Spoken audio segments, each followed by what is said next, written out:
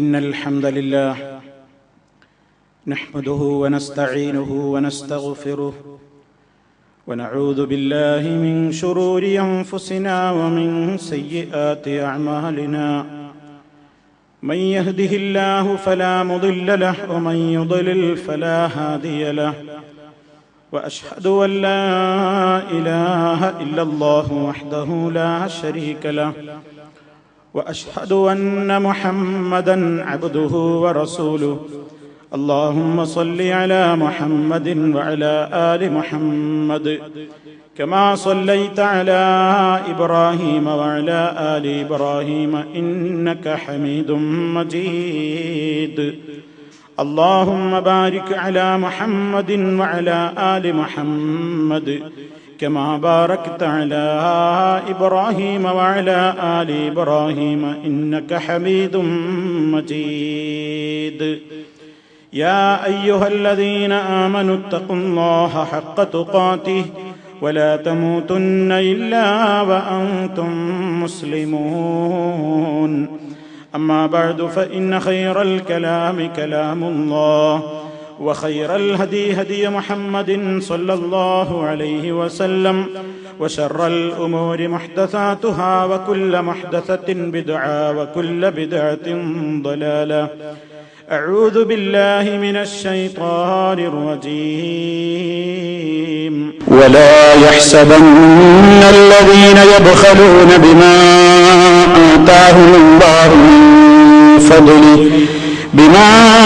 آتاهم الله من فضله هو خيرا لهم بل هو شر لهم سيطوقون ما بخلوا به يوم القيامة. സ്നേഹമുള്ള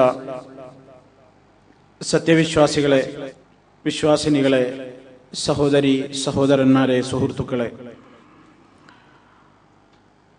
മരണാനന്തരം മഹ്ശറിൽ അവിശ്വാസികളായ കാഫിറുകളായ ആളുകൾ നേരിടേണ്ടി വരുന്ന അത്യന്തം ഭീകരമായ ഒട്ടേറെ അവസ്ഥകൾ, അതാണ് കഴിഞ്ഞ നമ്മുടെ ക്ലാസുകളിലൂടെ നിങ്ങൾ ശ്രവിച്ചത്. സത്യവിശ്വാസികളായ ആളുകൾക്ക് നേരിടാനുള്ള ഏറ്റവും സൗഭാഗ്യപൂർണമായ കാര്യങ്ങളെ സംബന്ധിച്ച് പറയാനുണ്ട്. അതിന്റെ മുമ്പായി സത്യവിശ്വാസികളിൽ നിന്ന് തന്നെ ചില പ്രത്യേകമായ പാപങ്ങൾ ചെയ്യുകയും ആ പാപങ്ങൾക്ക് തൗബ ചെയ്യാതെ മരണപ്പെടുകയും ചെയ്തിട്ടുള്ള ആളുകൾ, അങ്ങനെ പാപികളും ദോഷികളുമായി മഹ്ശറിലെത്തുന്ന വിശ്വാസികൾ പോലും നേരിടേണ്ടി വരുന്ന ഒട്ടേറെ അവസ്ഥാവിശേഷങ്ങൾ കൂടി ഇസ്ലാം നമുക്ക് മുന്നറിയിപ്പ് നൽകിയിട്ടുണ്ട്. അത്തരം ചില കാര്യങ്ങളെ കുറിച്ചാണ് ഇന്നത്തെ നമ്മുടെ സംസാരം മുന്നോട്ട് പോകുന്നത്.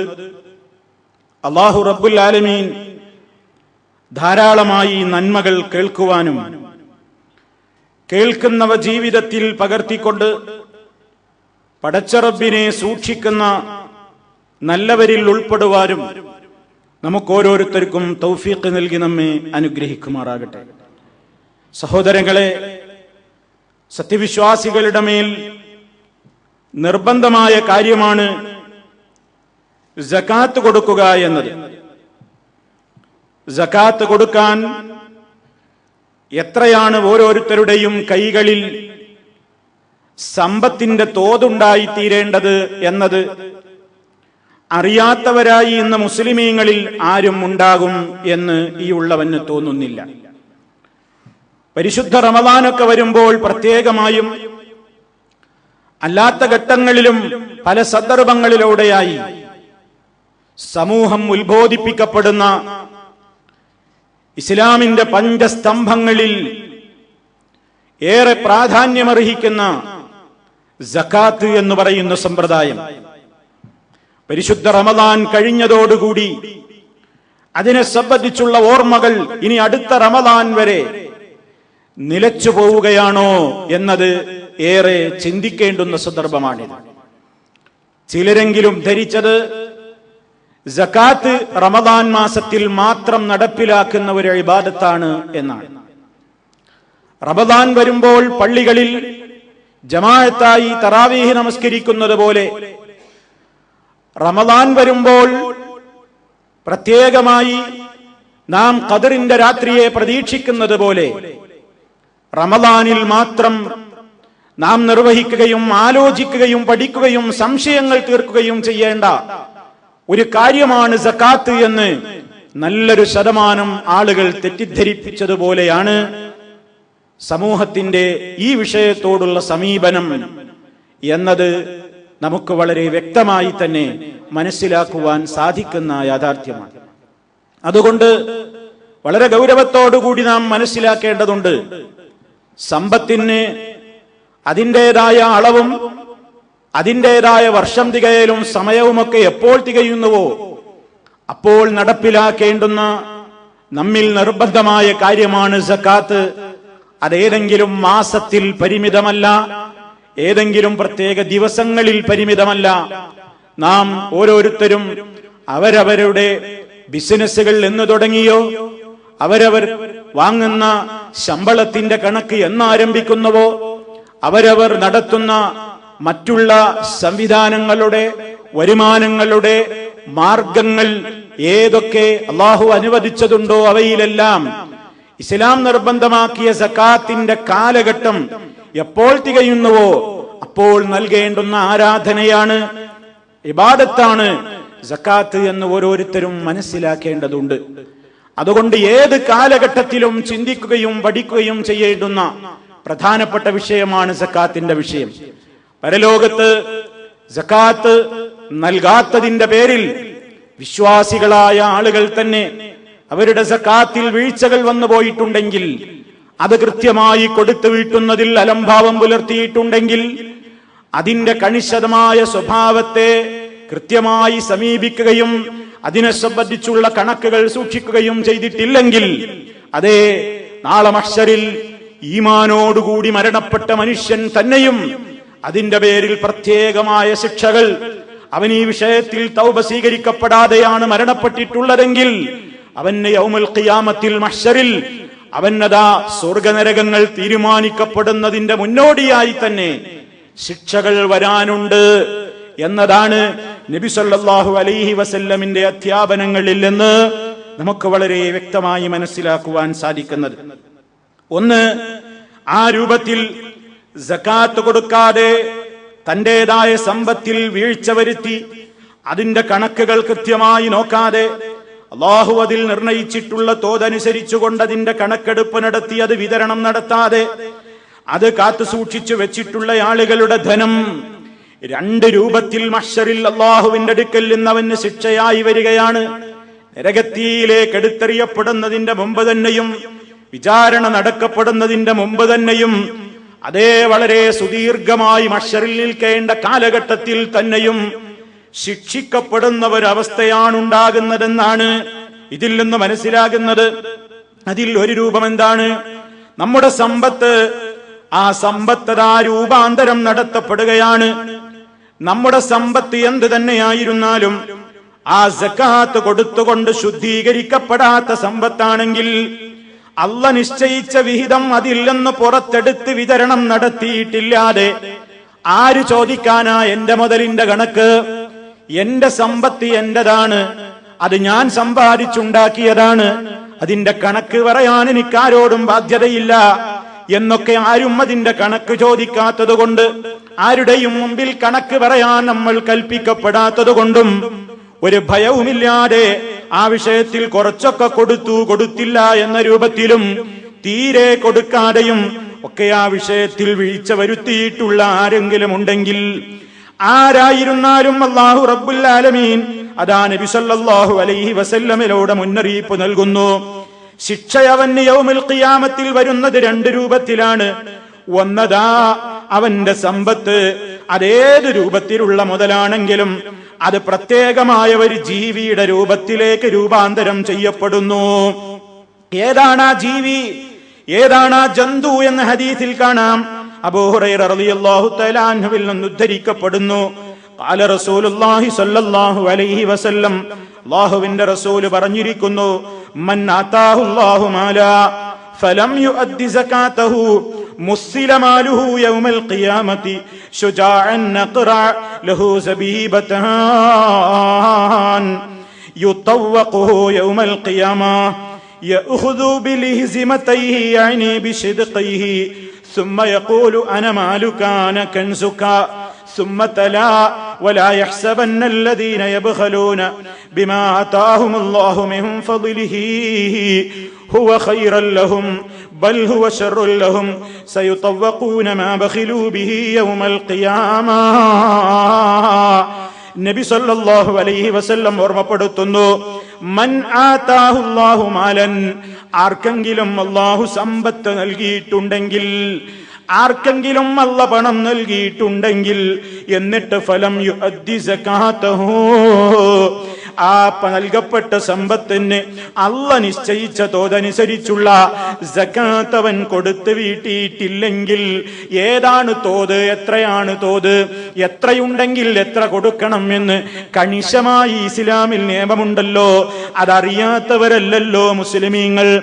എന്നിട്ടും അതിന്റെ കണക്ക് നോക്കി കൃത്യമായി അതങ്ങ് നിർവഹിക്കാതെ അതേ ആ സകാത്തിൽ വീഴ്ച വരുത്തിയ ആളുകൾ മുസ്സിലമാലുഹോ, അവന്റെ സമ്പത്ത് രൂപാന്തരം നടത്തപ്പെടുന്നു.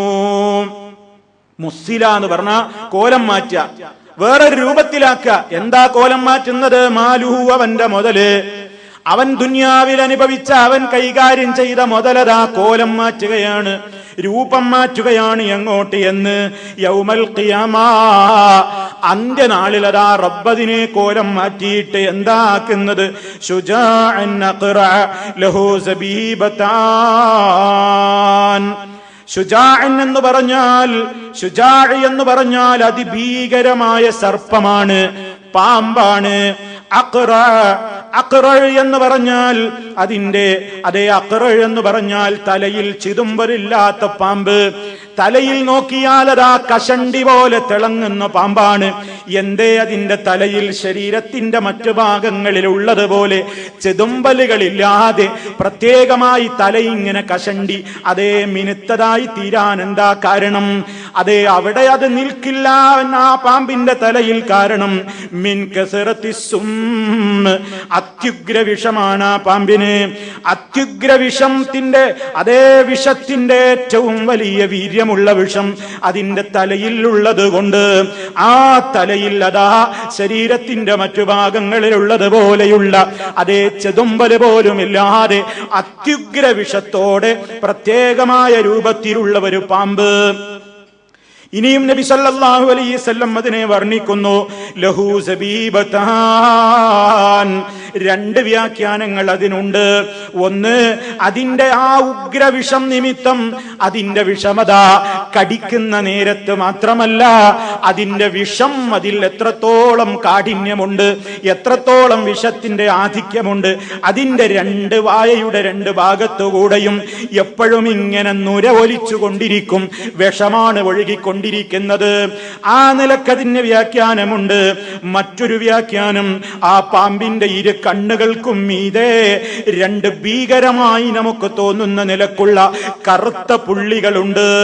ഈ രൂപത്തിലൊക്കെ നമ്മൾക്ക് സങ്കൽപ്പിച്ചാൽ പോലും ഞെട്ടലുളവാക്കുന്ന അതിഭീകരമായ ഒരു പാമ്പിന്റെ കോലത്തിലേക്ക് അതേ മനുഷ്യ സഹോദരാ സഹോദരി നമ്മുടെ സമ്പത്ത് മുഴുവൻ റബ്ബങ്ങ് കോലം മാറ്റിയിട്ട് ഫയുതവഖുനുഖഹു, അതേ യുതവഖുഹു യൗമൽ ഖിയാമ.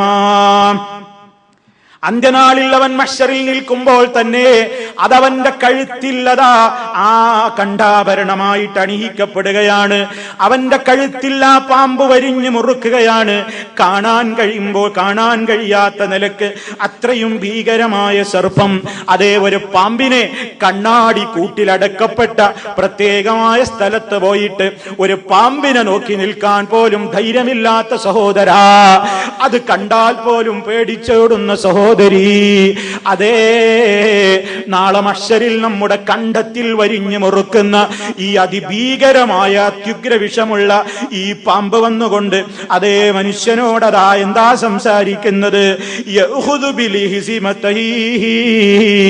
അതിന്റെ ഇരുത്താടിയല്ലുകൾ കൊണ്ട് അതേ അതിന്റെ വായ കൊണ്ട് നിന്നെ കടിച്ചു പിടിച്ചിട്ട് നിന്നെ ഓടിച്ചിട്ട് പിടിച്ചിട്ട് അതേ നിന്നോട പാമ്പ് പറയും അനമാലുക അനകൻസുക, ഞാൻ നിന്റെ മുതലാണടോ, ഞാൻ നീ കൂട്ടിവെച്ച നിധിയാണ്.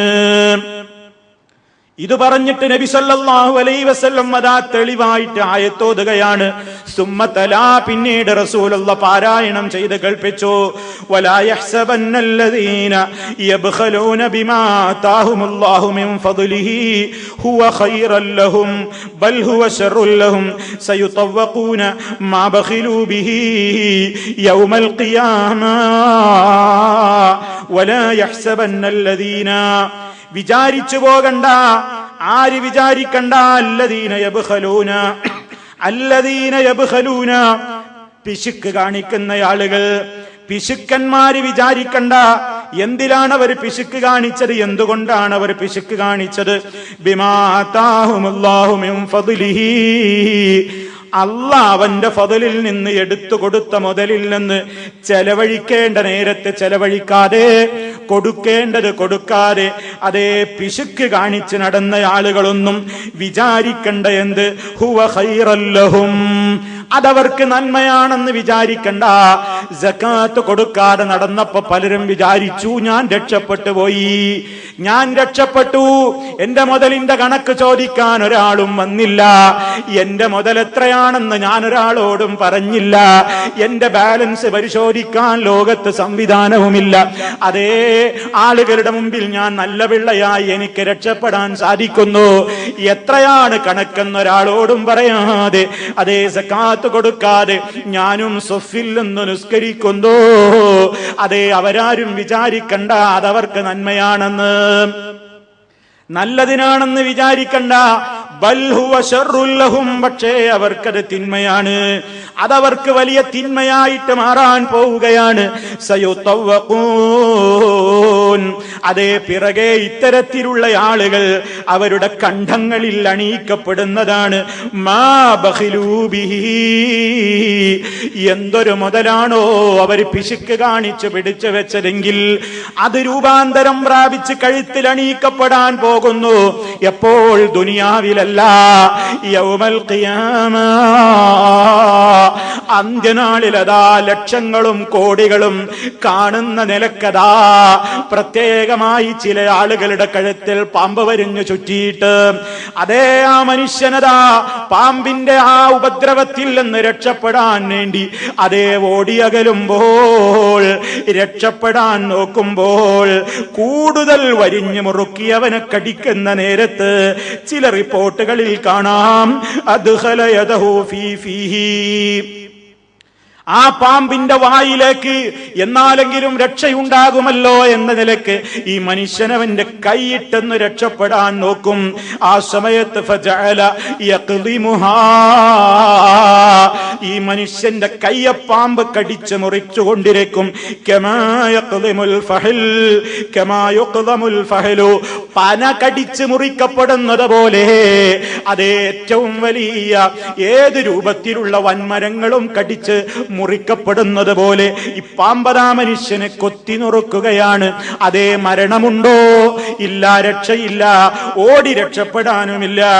ആ രൂപത്തിൽ ഏറ്റവും വളരെ അതിദയനീയമായ നിലക്കുള്ള വളരെ ഭീകരമായ ഒരു ശിക്ഷ അതേ നരകത്തിലെത്തിയിട്ടില്ല, വിചാരണ നടന്നിട്ടില്ല. മുമ്പേ മഹ്ശറിൽ പോലും ഖിയാമത്ത് നാളിൽ അതാ ഇത്തരം ആളുകൾ അനുഭവിക്കേണ്ടി വരുന്ന ഒരു രൂപം അതാണെന്ന് നബി സല്ലല്ലാഹു അലൈഹി വസല്ലം ആയത്തോതിക്കൊണ്ട് അതിന്റെ ലക്ഷ്യസഹിതം വിശദീകരിക്കുന്നു. നമ്മൾ ശ്രദ്ധിക്കണം, ഓരോരുത്തരും ആലോചിക്കണം, എനിക്ക് ഇങ്ങനൊരവസ്ഥ നേരിടാനാകുമോ? എന്റെ സമ്പത്ത് ഞാൻ കണക്ക് നോക്കിയോ? അതിൽ കൃത്യമായി ഞാൻ അതിന്റെ തോത് നിർണയിച്ചോ? അതിൽ കൃത്യമായി ഞാൻ അതിന്റെ കണക്ക് രേഖപ്പെടുത്തിയോ? അത് നൽകേണ്ട രൂപത്തിൽ നൽകിയോ? ഇനി കൊടുക്കേണ്ട സമയം ആളെ കിട്ടിയില്ല, അതല്ലെങ്കിൽ അർഹതപ്പെട്ടവരെ പിന്നെയാണ് കാണുക എങ്കിൽ നീ അതിന്റെ കണക്ക് വെച്ചോ, സമയമാകുമ്പോൾ കൊടുത്തോ. രണ്ടായിരുന്നാലും അത് രേഖപ്പെടുത്തിക്കൊള്ളണം. നീ മരിച്ചാലും നിന്റെ അനന്തരാവകാശികൾ കാണുന്ന വിധത്തിൽ അതേ കൊടുത്ത് വീട്ടാത്ത വല്ലതും പിന്നേക്ക് നീട്ടിവെച്ചിട്ടുണ്ടെങ്കിൽ അത് രേഖപ്പെടുത്തിക്കൊള്ളണം. ആ നിലക്ക് കൃത്യമായി ആ വിഷയം കൈകാര്യം ചെയ്യപ്പെടേണ്ടതുണ്ട്. അപ്പോൾ മനുഷ്യന്റെ ധനം അവന്റെ ധനമല്ലാത്ത രൂപത്തിൽ അതാ ഒരു പാമ്പിന്റെ രൂപത്തിൽ ഭീകര സർപ്പമായിക്കൊണ്ട്, അത്യുഗ്ര വിഷം ചീറ്റുന്ന സർപ്പമായിക്കൊണ്ട് മനുഷ്യനെ ആക്രമിക്കുന്ന രംഗം മഹ്ശറിൽ വരുന്നു. രണ്ടാമത്തെ ശിക്ഷാരീതി എങ്ങനെയാണ്? അതേ, ഇവന്റെ ധനം തന്നെ അവിടെ കൊണ്ടുവരപ്പെടും. ഇപ്പോൾ കേട്ടതെന്താണ്? അവന്റെ ധനത്തെ പാമ്പിന്റെ കോലം മാറ്റിയതല്ലേ? ഇനി രണ്ടാമതൊരു രൂപം റസൂൽ സല്ലല്ലാഹു അലൈഹി വസല്ലം പറയുന്നു. അതിനും ആയത്തവിടുന്ന് തെളിവോതിയിട്ടുണ്ട്. അതെന്താണ്? അതേ, സമ്പത്ത് ഏതാണോ ആ സമ്പത്ത് തന്നെ മഹ്ശറിൽ വരികയാണ്. പൊന്നാണോ പൊന്ന് വരികയാണ്, വെള്ളിയാണോ വെള്ളി വരികയാണ്. അതേ, നാൽക്കാലികളാണോ നാൽക്കാലികൾ, വലിയ ഒട്ടകങ്ങളും കുതിരയും അതുപോലെ തന്നെ അതേ സമ്പത്തിന്റെ ആയ രൂപത്തിൽ ആടുമാടൊട്ടകങ്ങളുടെ മുതലാളിയായിരുന്നുവോ എങ്കിൽ ആ വസ്തുക്കളൊക്കെ മഹ്ശറിൽ ഹാജരാക്കപ്പെടുന്ന രൂപത്തിലുള്ള ഒരു ശിക്ഷാരീതിയും ഉണ്ടെന്ന് ഖുർആൻ പറയുന്നു. വല്ലദീന യക്നിസൂന الذهب والفضة ولا ينفقونها في سبيل الله فبشرهم بعذاب أليم. സ്വർണത്തിന്റെയും വെള്ളിയുടെയും കാര്യമാണ് ഇവിടെ പറയുന്നത്. വല്ലദീന യക്നിസൂന الذهب والفضة, സ്വർണവും വെള്ളിയും കൂമ്പാരമായി നിധിയായി സൂക്ഷിച്ചവർ. സ്വർണവും വെള്ളിയും നിധിയായി സൂക്ഷിച്ചവരെന്ന് പറയുമ്പോൾ നമ്മുടെയൊക്കെ കയ്യിലെവിടെയാ നിധി വെക്കാൻ മാത്രം പൊന്നുള്ളത് വെള്ളിയുള്ളത്? അങ്ങനെ ചിന്തിക്കണ്ട. എത്ര കുറഞ്ഞ സ്വർണമാണെങ്കിലും എത്ര കുറഞ്ഞ വെള്ളിയാണെങ്കിലും അതേ സകാത്ത് നിർബന്ധമായ തോതെത്തിയ സ്വർണമോ വെള്ളിയോ ആണെങ്കിൽ അതിൽ നിന്ന് സകാത്ത് കൊടുത്തിട്ടുമില്ലെങ്കിൽ ആ മുതലും കെൻസ് തന്നെയാണ്, ഇസ്ലാം പറഞ്ഞ കൂട്ടിവെക്കൽ തന്നെയാണ്. അതേ, സ്വർണവും വെള്ളിയുമൊക്കെ ഉണ്ടായിട്ട് വലായുൻഫിഖൂനഹാ, അവകളെ ചെലവഴിച്ചിട്ടില്ലാത്തവർ, ഫീ സബീലില്ലാഹ്, അല്ലാഹുവിന്റെ മാർഗത്തിൽ അത് ചെലവഴിച്ചിട്ടില്ലാത്തവർ, ഫബശ്ശിർഹും ബിഅദാബിൻ അലീം, വേദനയേറിയ ശിക്ഷയെക്കുറിച്ച് അവർക്ക് സന്തോഷ വാർത്ത അറിയിക്കൂ. വേദനയേറിയ ശിക്ഷയെക്കുറിച്ച് സന്തോഷമാണോ? അത് ഖുർആനിന്റെ ശൈലിയാണ്. എന്താണ്? അതേ, അവരെ ആ നിലക്ക് കേൾക്കുമ്പോൾ തന്നെയും അവർക്ക് വളരെ മോശമായ നിലക്ക് വേദന തോന്നുന്ന സംസാരം. നിനക്ക് നല്ല സന്തോഷ വാർത്ത വരാണ്ട് എന്നൊരാളോട് പറയാണ്, എന്താ അടി വരാണ്ട് എന്ന് പറയുമ്പോ അയാൾക്ക് അത് കേൾക്കുമ്പോ തന്നെ കൂടുതൽ അതിലൊരു പരിഹാസം കൂടിയുണ്ട്. അത്രയും അയാളെ നിന്ദിച്ചുകൊണ്ടാണ് സംസാരം. പടച്ച റബ്ബനാ, നിന്ദ്യതയുടെ വർത്തമാനം, നിന്ദ്യതയുടെ വർത്തമാനമാണ് അവർ കേൾക്കേണ്ടി വരുന്നത്. എന്താണ് അവർക്ക് കിട്ടുന്ന ശിക്ഷ? യൗമ യുഹ്മാ അലൈഹാ, അവരുടെ സമ്പത്തതാ പൊള്ളിക്കപ്പെടുന്നു, ചൂട് വെക്കപ്പെടുകയാണ്. ഫീനാരി ജഹന്നമ, എവിടെ വെച്ചാ പൊള്ളിക്കുന്നത്? അതേ, ദുനിയാവിലെ തീയിൽ വെച്ചല്ല, ദുനിയാവിലെ തീ കൊണ്ടല്ല ചൂടാക്കുന്നത്. ദുനിയാവിലെ തീയില്ലേ നിങ്ങൾ കത്തിക്കുന്ന തീ? നബി സല്ലല്ലാഹു അലൈഹി വസല്ലം പറഞ്ഞത് അതിന്റെയും എത്രയോ ഇരട്ടി, 1069 ഇരട്ടി ചൂടാണ് നാളെ മഹ്ശറിലുള്ള ചൂട്. അതേ, മനുഷ്യന്റെ ശരീരം മാത്രമല്ല, അതേ ഏറ്റവും വലിയ കാരിരുമ്പ് പോലും സെക്കൻഡ് കൊണ്ട് വെള്ളമായി ഒഴുക്കുന്ന ചൂട് ഈ ദുനിയാവിലെ തീക്ക് പോലുമുണ്ട്.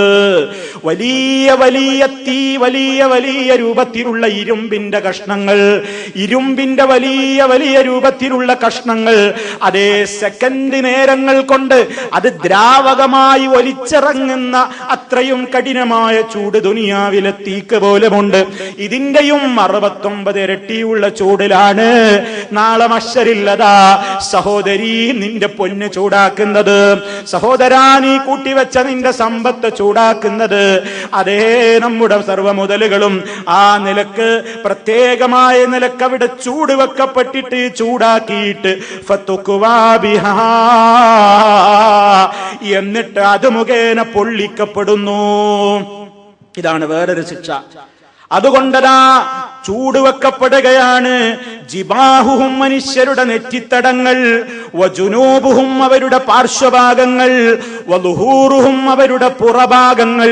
ഒരു മനുഷ്യന്റെ ശരീരത്തിന്റെ എല്ലാ പാർട്ടുകളിലും ചൂടെത്തിക്കഴിയുന്ന നിലക്കുള്ള എല്ലാ സ്ഥലങ്ങളും പറഞ്ഞു കഴിഞ്ഞു.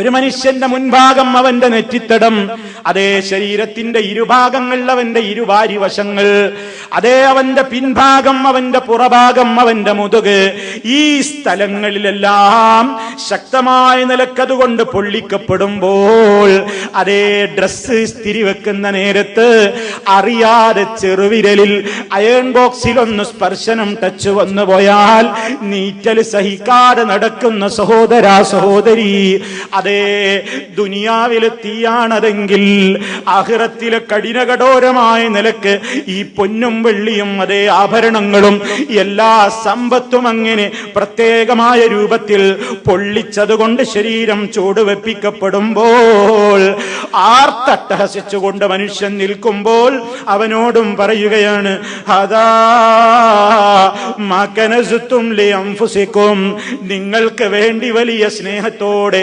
ആർത്തിയോടെ കൊടുത്താ കുറഞ്ഞു പോകില്ലേ എന്നും പറഞ്ഞ് കൂട്ടിവെച്ച മുതലാണിത്, കൂട്ടിവെച്ചതിനെ ആസ്വദിച്ചോ എന്ന് പറയുന്ന കാലം വരാൻ പോകുന്നു. നബി സല്ലല്ലാഹു അലൈഹി വസല്ലം അത് പിന്നെയും അതിന് വിശദീകരണം കൊടുക്കുകയാണ്. മാമിൻ സാഹിബി ദഹബിൻ വലാ ഫില്ലത്തിൻ ലാ യുദ്ദി ഫീഹാ ഹഖ്ഖഹാ, അവകാശങ്ങൾ അവകാശികൾക്ക് കൊടുത്തു വീട്ടാത്ത സ്വർണവും വെള്ളിയും ഒക്കെയുടെ ഉടമയായ ആളുകൾ, അതേ ഇല്ലായിദാകാന യൗമുൽ ഖിയാമത്തി സുഫ്യഹത് ലഹു സഫായിഹു മിന്നാർ, അതേ തീ കൊണ്ടുള്ള പ്ലേറ്റ് പരുവത്തിലതങ്ങനെ പരത്തപ്പെടുകയാണ്, നരകാഗ്നിയിൽ വെച്ചത് ചൂടാക്കപ്പെടുകയാണ്. അതുകൊണ്ട് അവന്റെ മുഖവും നെറ്റിത്തടവും ശരീരത്തിന്റെ പാർശ്വഭാഗങ്ങളും മുതുക് ഭാഗങ്ങളും അതാ ചൂട് വെച്ച് പൊള്ളിക്കുകയാണ്. കുല്ലമാ, അതേ ആയത്തിൽ പറയാത്ത മറ്റൊരു കാര്യം നബി തങ്ങൾ അതിന് തഫ്സീർ കൊടുക്കുകയാണ്. കുല്ലമാ ബറദത്ത് ഉഈദത്ത് അലൈ, ഏതൊരു സാധനവും തീയിൽ വെച്ച് ചൂടാക്കി കുറച്ചു നേരം പുറത്ത് വെച്ചാൽ അതിന്റെ ചൂട് ശമിച്ച് തണുപ്പിലേക്ക് മാറാറില്ലേ? അങ്ങനെ ആരും വിചാരിക്കണ്ട, ഇങ്ങനെ പൊള്ളിച്ചു പൊള്ളിച്ചു പൊള്ളിച്ച് അതിനൊരൽപ്പം തണുപ്പ് വരുമ്പോഴേ ഉഈദത്ത് അലൈ, പിന്നെയും ജഹന്നമിൽ വെച്ചത് വീണ്ടും അതാ ഉരുക്കപ്പെടുകയാണ്. എന്നായി നടക്കുക? ഫീ യൗമിൻ കാന മിഖ്ദാറുഹു 50,000 സന, ഒരു ദിവസത്തേക്കുള്ള ശിക്ഷയല്ല, 1000 കൊല്ലത്തേക്കുമുള്ള ശിക്ഷയല്ല. ഫീ യൗമിൻ, ഒരു ദിവസം, കാന മിഖ്ദാറുഹു, അതിന്റെ അളവെത്രയാണ് സഹോദര? 50,000 സന, നമ്മൾ എണ്ണുന്ന 50,000 കൊല്ലങ്ങൾക്ക് സമാനമായ ഒരു ദിവസമുള്ള 50,000 കൊല്ലങ്ങൾക്ക് സമാനമായ ഒരു ദിവസമുള്ള മഹ്ശർ, അതിൽ എത്രയോ കാലം. ഇത് അങ്ങനെയുള്ള ആ ദിവസങ്ങളും ഏതെങ്കിലും ഒരു ദിവസത്തിലല്ല. ഹത്താ യുഖ്ദാ ബൈനൽ ഇബാദ്, അടിമകൾക്കിടയിൽ പടച്ച റബ്ബ് അതേ തീരുമാനം എടുക്കുന്നത് വരേക്കും. അവസാനം തീരുമാനം വന്നു കഴിഞ്ഞാൽ ഫയറാ സബീലഹു, ചെന്ന് കിടക്കാനുള്ള വഴിയിലേക്ക് അവൻ കാണുന്നതാണ് ഇമ്മായിലൽ ജന്നതി വ ഇമ്മായിലൻ നാർ, ഒന്നുകിൽ സ്വർഗം അതല്ലെങ്കിൽ നരകം. അതെ, ഈ ശിക്ഷ അനുഭവിക്കേണ്ടി വരുന്നു. നബി സല്ലല്ലാഹു അലൈഹി വസല്ലം പറയുകയാണ്. എത്ര ഗൗരവമാണ്! ആലോചിച്ചോ പ്രിയപ്പെട്ട സഹോദര, ആലോചിച്ചോ, പൊന്നിന്റെ കണക്ക് ആലോചിച്ചോ. അതെ, ഇന്നാരുടെയും കൈകളിൽ പൊന്നു ഇങ്ങനെ കട്ടിയായി സൂക്ഷിച്ചിട്ടില്ലെന്നാണ് വെപ്പ്. അതേ, കട്ടിയായി വെച്ചവരും ഉണ്ട്. സ്വർണത്തിന് വില കൂടുമ്പോൾ ബിസ്ക്കറ്റുകൾ വാങ്ങുകയാണ്, ബാങ്ക് ലോക്കറിൽ സൂക്ഷിക്കുകയാണ്. അതേ, ആഭരണമായി കൊണ്ട് സഹോദരിമാർ അണിയുകയാണ്.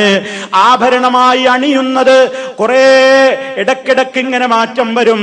ചിലപ്പോൾ ചില ആഭരണം, ചിലയിടത്തേക്ക് പോകുമ്പോൾ ചില ആഭരണം പ്രത്യേകമായ കളറിൽ, അതേ പ്രത്യേകമായ രൂപത്തിലൊക്കെ മാറ്റം വരാൻ മാത്രം ഒരുപാട് രൂപത്തിലുള്ള ആഭരണങ്ങളുടെ ശേഖരമുള്ള പെണ്ണ് അതേ ബാങ്ക് ലോക്കറിലുണ്ട്, വീട്ടിന്റെ ലോക്കറുകളിലുണ്ട്, സ്വന്തം ശരീരത്തിലെ അവയവങ്ങളിലുണ്ട്.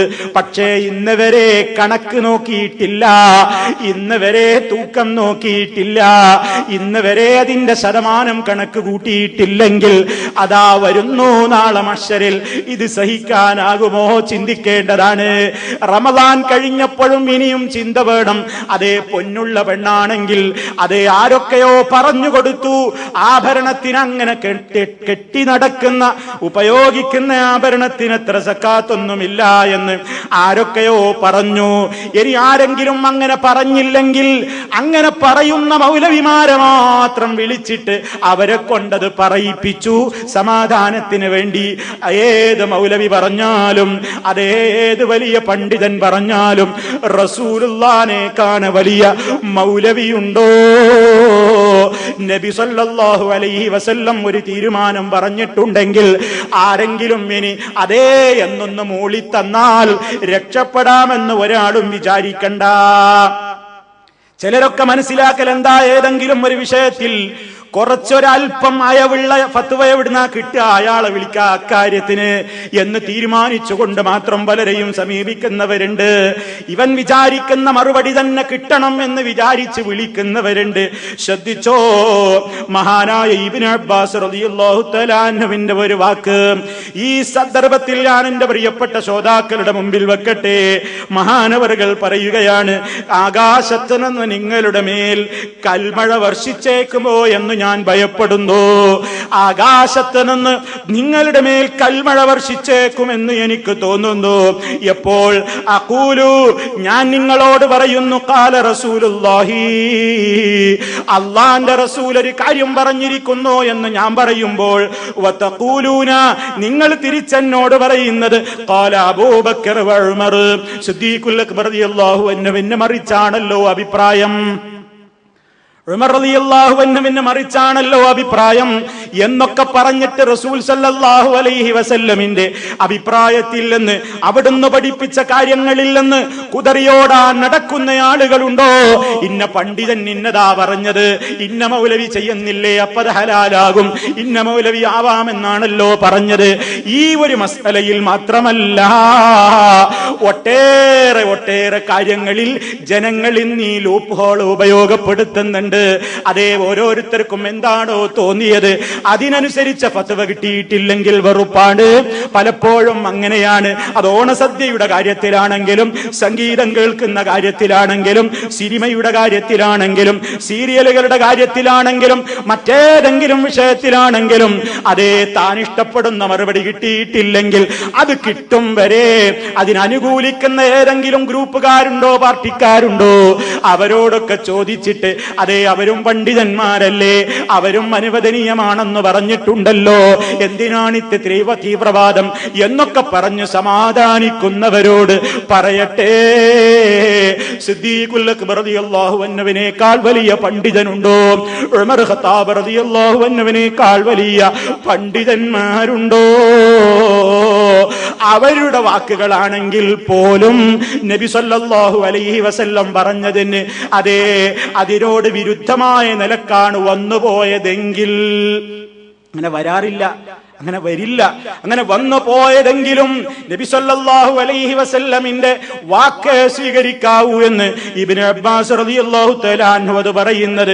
ആകാശത്ത് നിന്ന് അതേ കൽമഴ നിങ്ങളുടെ മേൽ വന്നേക്കുമോ എന്ന് ഞാൻ ഭയപ്പെടുന്നു എന്നാണ്.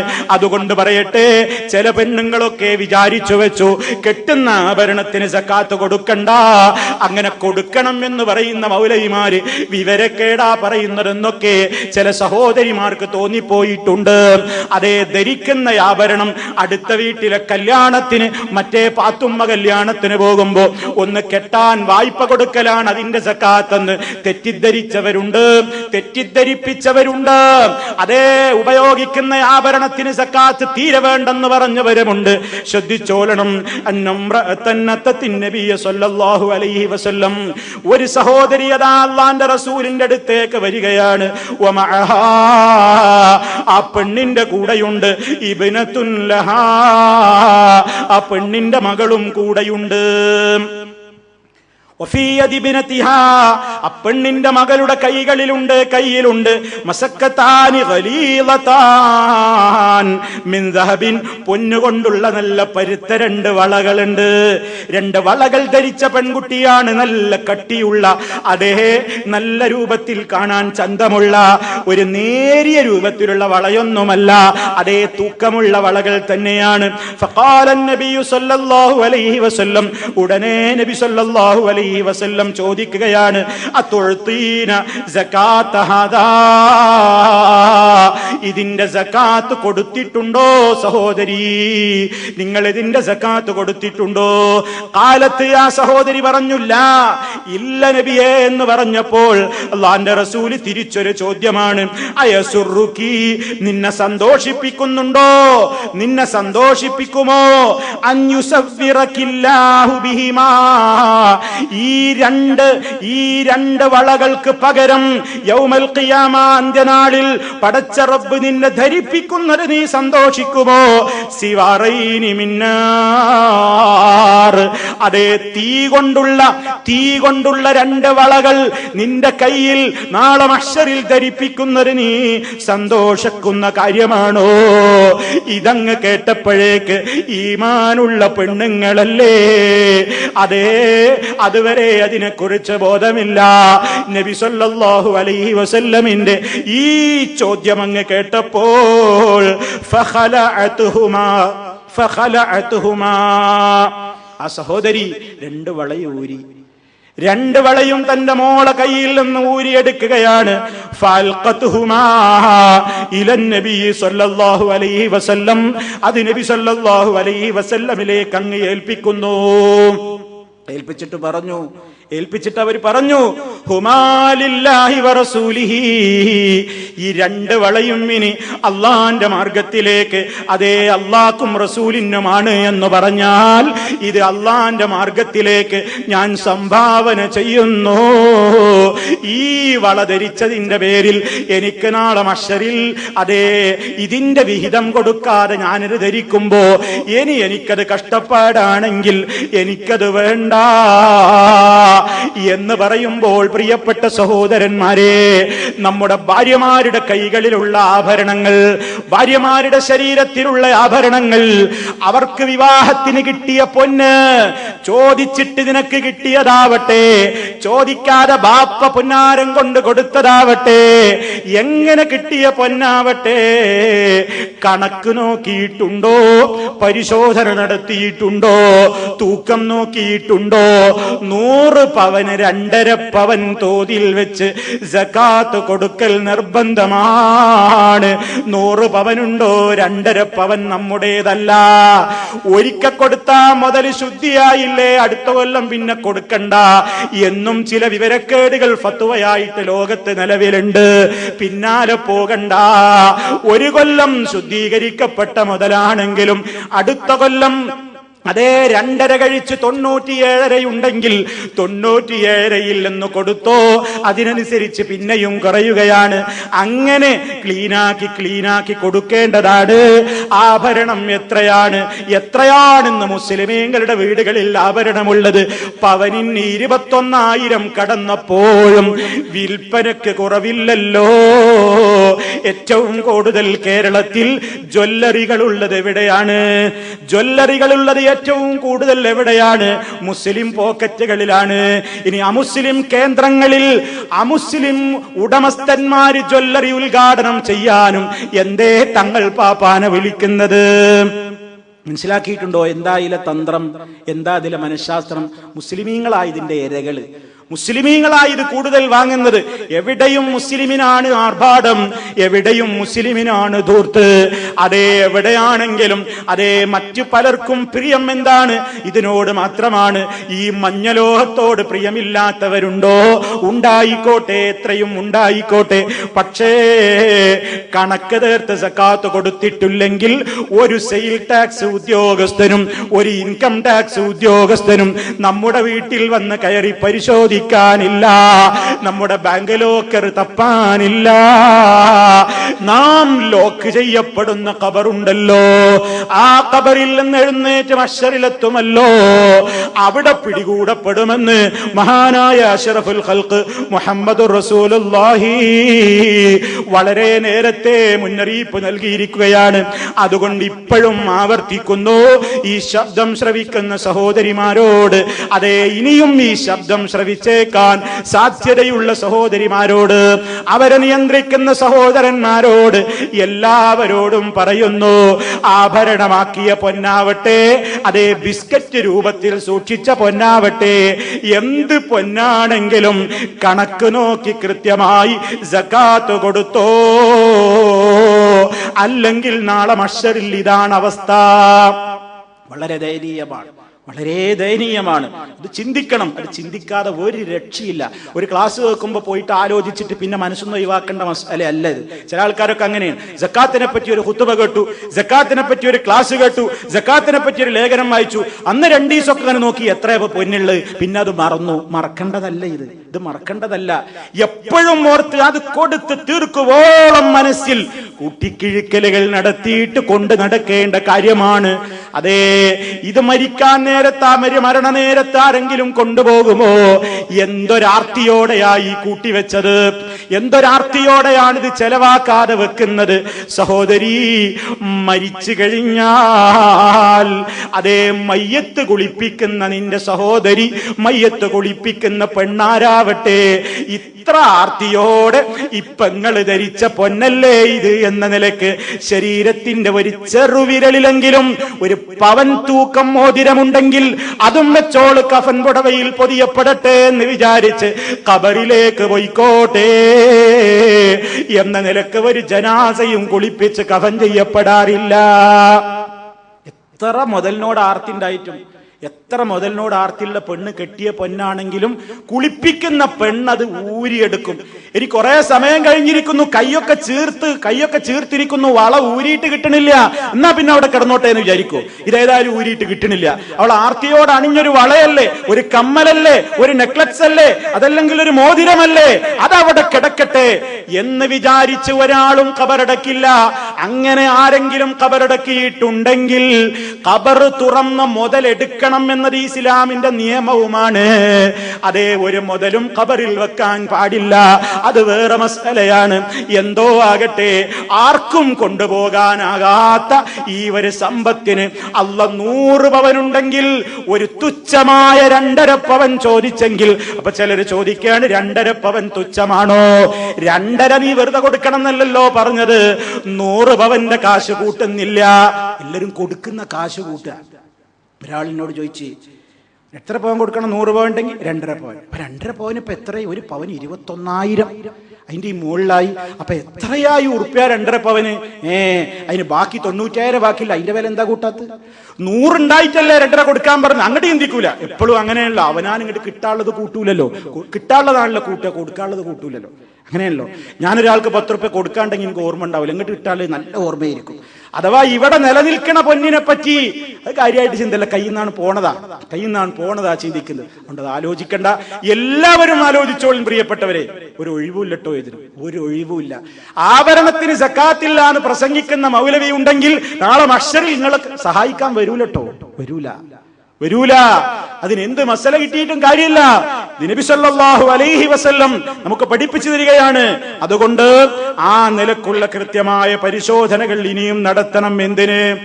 മഹ്ശറിൽ അതാ ഖിയാമത്ത് നാളിൽ അതേ ഈ ഒരു ഭീകരമായ അവസ്ഥയാണ് വരാൻ പോകുന്നത്. ഇനി അതേ മറ്റുള്ള സമ്പത്തുക്കളുടെ കാര്യവും ഇങ്ങനെ തന്നെയാ റസൂൽ സല്ലല്ലാഹു അലൈഹി വസല്ലം പറയുന്നത്. ഒട്ടകം, ആ ഒട്ടകവും അതുപോലെ തന്നെ ആടുമാടുകളുമൊക്കെ ധാരാളം ഉണ്ടായിട്ട് അവയുടെ സക്കാത്ത് കൊടുക്കാത്തവർ, അതിനെക്കുറിച്ച് ഞാൻ പരത്തി പറയുന്നില്ല. കാരണം നമ്മുടെ ഇന്ത്യ രാജ്യത്തിലെ സാഹചര്യം അനുസരിച്ച് വലിയ മൃഗസമ്പത്ത് ഉണ്ടാവുകയും ആ മൃഗസമ്പത്തിൽ നിന്ന് സക്കാത്ത് കൊടുക്കേണ്ട മുതലാളിമാരൊക്കെ വളരെ തുച്ഛമാണ്. വലിയ ഒട്ടകത്തിന്റെ മുതലാളിമാര്, അതല്ലെങ്കിൽ ആട് ധാരാളമുള്ള മുതലാളിമാര്, പശുക്കൾ ധാരാളമുള്ള മുതലാളിമാര് ഇനി ഉണ്ടെങ്കിൽ അവരോട് നബി സല്ലല്ലാഹു അലൈഹി വസല്ലം പറയുന്നത് എന്താണ്?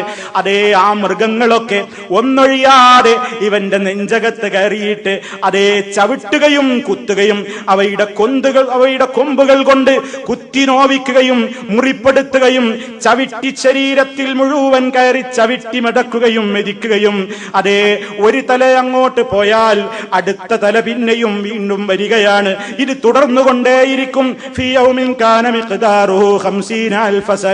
അതേ അടിമകൾക്കിടയിൽ വിചാരണ നടത്തി വിധിയാക്കപ്പെടുന്നതുവരെ ഈ രൂപത്തിൽ അവൻ ഖിയാമത്തിൽ അനുഭവിക്കേണ്ടി വരുന്നു.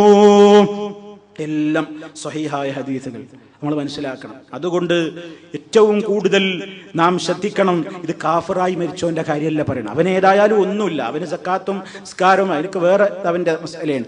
മുസ്ലിം സക്കാത്ത് കൊടുക്കാൻ കൽപ്പിക്കപ്പെട്ട മുസ്ലിം, ആ മുസ്ലിം തന്നെ അതിൽ വീഴ്ച വരുത്തിയിട്ടുണ്ടെങ്കിൽ അവന് ലഭിക്കാൻ പോകുന്ന അത്യന്തം ഭീകരമായ ശിക്ഷയാണിത്. ഇത് റൂമിന്റെ അകത്തിട്ട് നടത്തപ്പെടുന്ന ശിക്ഷയല്ല, ആരും കാണാതെ ലോക്കപ്പ് മുറിയിലിട്ട് അനുഭവിക്കേണ്ടി വരുന്ന ശിക്ഷയല്ല, ഏതെങ്കിലും കുറച്ച് ആളുകൾ ആരും കാണാതെ പുറത്ത് പരസ്യമായി ആളുകളൊന്നും കാണാത്ത ഒഴിഞ്ഞ സ്ഥലത്ത് വെച്ച് നടത്തപ്പെടുന്ന ശിക്ഷയുമല്ല. ജനകോടികൾ കാണേ മഹ്ശറിൽ നടത്തപ്പെടുന്ന ശിക്ഷയാണ്. എല്ലാവരും കാണേ നടത്തപ്പെടുന്ന ശിക്ഷയാണ്. പ്രിയമുള്ളവരെ, അല്ലാഹു റബ്ബുൽ ആലമീൻ നമ്മയെല്ലാം കാത്തുരക്ഷിക്കുമാറാകട്ടെ. അതാണ് ഒരു തിന്മ. രണ്ടാമതായി മറ്റു ചില പാപികളെ കുറിച്ച്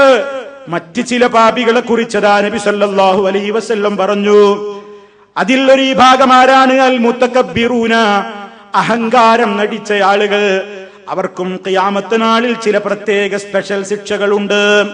നബി സല്ലല്ലാഹു അലൈഹി വസല്ലം പറയുകയാണ്, യുഹ്ശറുൽ മുതകബ്ബിറൂന അംസാലൽ ദർരി യൗമൽ ഖിയാമ ഫീ സുവരിർ റിജാൽ യഗ്ശാഹുമുൽ ദുല്ലു മിൻ കുല്ലി മകാൻ. ഈ ഭൂമിയിൽ വലിയ അഹങ്കാരം നടിച്ചവർ എന്താ ധരിച്ചത്? എല്ലാവരേക്കാളും മേലെ ഞങ്ങളാണെന്നാണ്, എല്ലാവരേക്കാളും മുകളിൽ ഞങ്ങളാണ്, ഞങ്ങളെ വെല്ലാൻ ആരുമില്ല, ഞങ്ങളുടെ മുകളിൽ വരാൻ ആരുമില്ല, എന്തിലും ഞങ്ങളാണ് മികച്ചവർ എന്ന് പറഞ്ഞ മികച്ചവർക്ക് നരകത്തിയിൽ വരാൻ പോകുന്ന ശിക്ഷക്ക് മുന്നോടിയായി പുറമേ അതേ ഖിയാമത്ത് നാളിൽ വേറെ രൂപത്തിലുള്ള ശിക്ഷ അവർക്ക് വരുന്നുണ്ട്. അതെന്താ? ഈ രൂപത്തിലുള്ള ആളുകൾ മഹ്ശറിൽ ഹാജരാക്കപ്പെടുന്നത് തന്നെ അംസാല ദർരി. ദർറ് എന്ന് പറഞ്ഞാൽ സിഗാറുൻ നംലി, കുഞ്ഞുറുമ്പുകളാണ്. ഉറുമ്പുകളുടെ വലിപ്പേ ഉണ്ടാവുള്ളൂ, ഉറുമ്പുകളുടെ വലിപ്പമുള്ള ചില മനുഷ്യന്മാർ. ആ രൂപത്തിലുള്ള വളരെ നിന്ദ്യതയുടെ അടയാളമാണത്. ആളുകൾക്കിടയിൽ അവരുടെ കോലം തന്നെ ഒരു പ്രത്യേകം. എന്നിട്ടോ സർവസ്ഥലത്തു നിന്നും നിന്ദ്യതയായിരിക്കും അവരെ പൊതിയുക എന്ന് പറഞ്ഞാൽ ആളുകൾക്ക് കാലുകൊണ്ട് ചവിട്ടിത്തള്ളാവുന്ന നിലക്കൊരു പ്രത്യേകമായ കോലത്തിലാക്കിയിട്ടുള്ള ഒരു നിസ്സാര ജീവികളായിക്കൊണ്ടാണ് നാളെ മഹ്ശറിൽ ഇവിടെ വലിയ ധിക്കാരവും ഇവിടെ വലിയ അഹങ്കാരവുമൊക്കെയായി കഴിഞ്ഞിട്ടുള്ള വലിയ അഹങ്കാരികൾ വരുന്നത്. രാജാതിരാജൻ എന്നറിയപ്പെട്ടവർ, ആ പേര് തന്നെ പടച്ചതമ്പുരാന് ഏറ്റവും വെറുപ്പാണെന്നാണ്. അവന്റെ സൃഷ്ടികളിൽ ആർക്കെങ്കിലും രാജാതിരാജൻ എന്ന് വിളിക്കപ്പെടുന്നത്, നബി സല്ലല്ലാഹു അലൈഹി വസല്ലം പറഞ്ഞു, അല്ലാഹുവിന് ഏറ്റവും കോപമുണ്ടാക്കുന്നയാള്, ഏറ്റവും പടച്ച റബ്ബ് നീചനായി കാണുന്നവൻ, റബ്ബിന് ഏറ്റവും രോഷം തോന്നുന്നവൻ റജുലുൻ കാന യുസമ്മാ, റജുലുൻ ഒരാളാണ്, കാന യുസമ്മാ അവൻ പേര് വെച്ചിരുന്നത്. എന്താ പേര് വെച്ചിരുന്നത്? മലിക്കൽ അംലാഖ്, രാജാക്കന്മാരുടെ രാജാവ്, ഷാഹിൻ ഷാഹ്, ഷാഹിൻ ഷാഹ്, രാജാക്കന്മാരുടെ ഒക്കെ രാജാവ്. ലാ മലിക ഇല്ലല്ലാഹ്, അല്ലാഹ് അല്ലാതെ ഒരു രാജാവില്ല.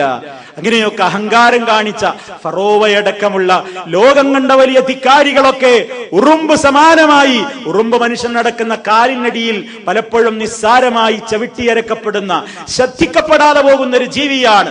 അതിനോട് തുലനപ്പെടുത്തിക്കൊണ്ടാണ് നബി സല്ലല്ലാഹു അലൈഹി വസല്ലം മഹ്ശറിൽ ഇവരുടെ നിന്ദ്യതയും ഇവരുടെ നിസ്സാരതയും നബി സല്ലല്ലാഹു അലൈഹി വസല്ലം പറയുന്നത്. അതുകൊണ്ട് അഹങ്കാരം ജീവിതത്തിൽ വരാതെ സൂക്ഷിക്കൽ വിശ്വാസിക്ക് നിർബന്ധമാണ്. അതുകൊണ്ടാണ് പ്രവാചകൻ സല്ലല്ലാഹു അലൈഹി വസല്ലം പറഞ്ഞതും, ഹൃദയത്തിൽ കടുകുമണി തൂക്കമെങ്കിലും അതേ അഹങ്കാരമുള്ളവൻ സ്വർഗത്തിൽ പ്രവേശിക്കില്ല. സ്വഹാബത്തോടനെ ചോദിച്ചല്ലോ, നല്ല വസ്ത്രം ധരിക്കുന്നത്, നല്ല ചെരുപ്പണിയുന്നതൊക്കെ അഹങ്കാരത്തിൽ പെടുമോ നബിയെ? ഉടനെ നബി സല്ലല്ലാഹു അലൈഹി വസല്ലം പറഞ്ഞു, അതൊന്നുമല്ല, അതൊന്നുമല്ല. ഭംഗി സ്വീകരിക്കുകയും വൃത്തിയിൽ നടക്കുകയും ഒക്കെ അല്ലാഹ് ഇഷ്ടപ്പെടുന്ന കാര്യമാണ്. കിബിർ എന്നതുകൊണ്ട് ഉദ്ദേശിക്കുന്നത് ബത്റുൽ ഹഖി വഗംതുൻ നാസ്, സത്യത്തെ പുച്ഛിച്ച് തള്ളുക. എത്ര പറഞ്ഞു കൊടുത്താലും കേട്ടാലും അതിനോട് പുച്ഛം, ആ സത്യത്തെ പുച്ഛിച്ച് തള്ളുക. വഗംതുന്നാസ്, സത്യം പറയുന്ന ജനങ്ങളോടും പുച്ഛം, ആളുകളോട് അവഹേളനം, ആളുകളെ അവഹേളിക്കും, സത്യവാദികളെ പുച്ഛിക്കും, സത്യത്തോടൊന്നും പുച്ഛം. ഞാൻ പറഞ്ഞതാണ്, ഞാനാണ് മേലെ. അതാണ് ധിക്കാരം, അതാണ് അഹങ്കാരമെന്ന് മഹാനായ റസൂലുള്ളാഹി സ്വല്ലല്ലാഹു അലൈഹി വസല്ലം ഓർമ്മപ്പെടുത്തുകയാണ്. ഇനി സഹോദരന്മാരെ, അല്ലാഹുവിന്റെ റസൂല് പറഞ്ഞ മറ്റൊരു പ്രധാനപ്പെട്ട കാര്യം എന്താണ്? വഞ്ചകന്മാരായ ആളുകളെ കുറിച്ചാണ്. വഞ്ചനയെ കുറിച്ച് ഇന്നത്തെ ഖുതുബയിൽ നിങ്ങൾ കേട്ടു കഴിഞ്ഞു. ഒരു മുസ്ലിമിന് ഏറ്റവും നിർബന്ധമായ സ്വഭാവമാണ് അമാനത്ത് പാലിക്കൽ. അതേ അമാനത്തിൽ ഒരാൾ വഞ്ചന കാണിച്ചാൽ, ഏതെങ്കിലും നിലക്ക് ആരോടെങ്കിലും വഞ്ചനയോ ചതിയോ കാണിച്ചു പോയാൽ, പരലോകത്ത് മഹ്ശറിലതാ പ്രത്യേകം ഇവനെ വഷളാക്കപ്പെടുന്ന ഒരവസ്ഥയിൽ അവൻ മഹ്ശറിൽ നിൽക്കേണ്ടി വരുന്നു. അത് ജനകോടികൾ കാണുകയാണ്. അബ്ദുല്ലാഹി ഇബ്നു ഉമർ റളിയല്ലാഹു തആല അൻഹു പറയുന്നു, ഖാല റസൂലുള്ളാഹി സ്വല്ലല്ലാഹു അലൈഹി വസല്ലം, അല്ലാഹുവിന്റെ റസൂൽ പറഞ്ഞിരിക്കുന്നു, ഇദാ ജമഅ അല്ലാഹു